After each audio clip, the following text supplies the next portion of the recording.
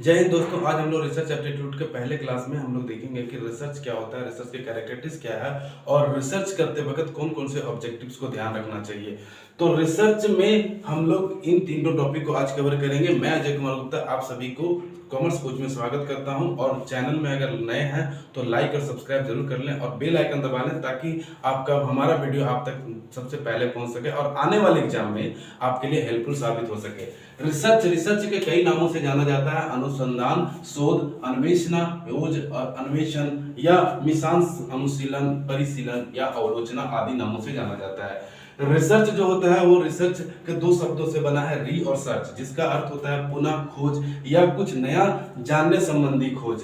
शोध जो हमारा होता है वो समस्या को समाधान करने के लिए किया जाता है। कोई भी समस्या होता है उसका अगर समाधान करना है तो हमको रिसर्च करना पड़ेगा। उसके बाद क्या था, अनुसंधान जो हमारे नए तथ्यों को ढूंढ निकालने का कार्य करता है। और रिसर्च जो होता है वो सिस्टमैटिक आपका इन्वेस्टिगेशन होता है और साथ ही यूज करता है साइंटिफिक अप्रोच को।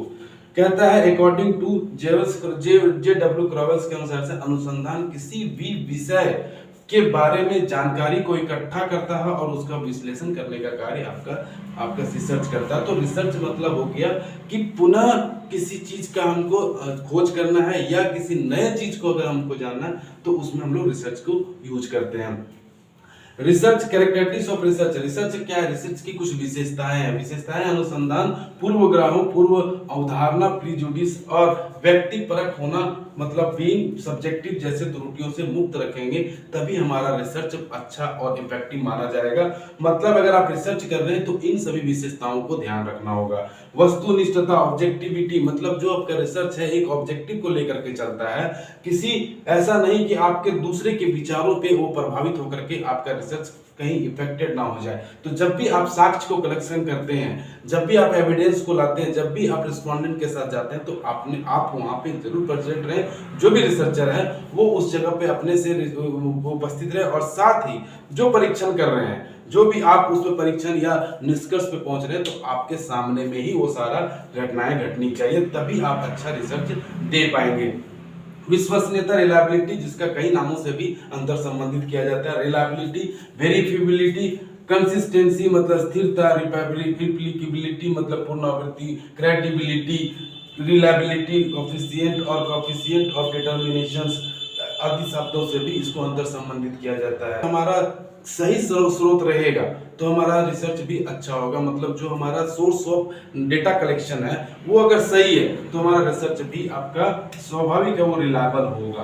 तो हमारा सोर्स ऑफ डेटा पे भी ज्यादा फोकस करना चाहिए। निश्चयतात्मकता मतलब डेफिनेटनेस पे भी ध्यान देना चाहिए, मतलब एक निश्चित समय में आपको उसको पूरा करना होगा। उसके बाद वैलिडिटी, रिसर्च को जब आप रिसर्च कर रहे हैं तो कई तरह से वैलिडिटी करना पड़ता है। वैलिडिटी को चेक करना पड़ता है कि आपका रिसर्च वैध है कि नहीं है। तो उसके लिए कई आंतरिक एक रिसर्च आंतरिक वैलिडिटी होता है, मतलब आंतरिक इंटरनल वैलिडिटी, बाह्य वैलिडिटी मतलब बाह्य आपका वैधता।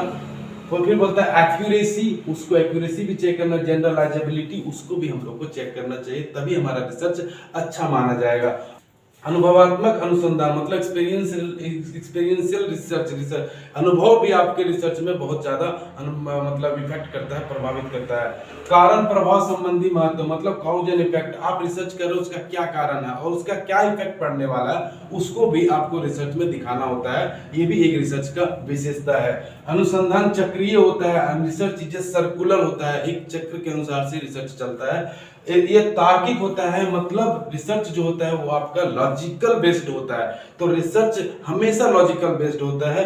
कहता है इंपॉर्टेंट ऑब्जेक्टिव, थर्ड जो हमारा है important objective of research, research के कुछ इंपॉर्टेंट उद्देश्य हैं। कहता है नई घटना को परिचित करवाता है और किसी क्षेत्र का नई अंतर्दृष्टि को विकास करता है। जैसे इसमें कहता है कि कोई हमारा चीज जैसे डेवलप हो चुका है, मान लीजिए हमारा कैमरा डेवलप हो चुका है, इसमें हमारा कुछ नया फीचर्स को ऐड करना है तो भी हम लोग रिसर्च से पूरा कर। दूसरा कहता है वर्तमान ज्ञान का संश्लेषण एवं समीक्षा करना। जो हमारा वर्तमान ज्ञान है उसकी वैलिडिटी को चेक करना, उसकी समीक्षा करते हैं और विश्लेषण करना भी हमारा रिसर्च का ऑब्जेक्टिव होता है। वर्तमान परिस्थिति को जांच करना और समस्याओं का समाधान करने का प्रयत्न करना। जो भी हमारा वर्तमान परिस्थिति है उस अगर हम इन्वेस्टिगेशन करते हैं, जांच करते हैं तो भी हमारा, और समस्या का समाधान करते हैं तो भी हमारा रिसर्च का उद्देश्य ही माना जाएगा।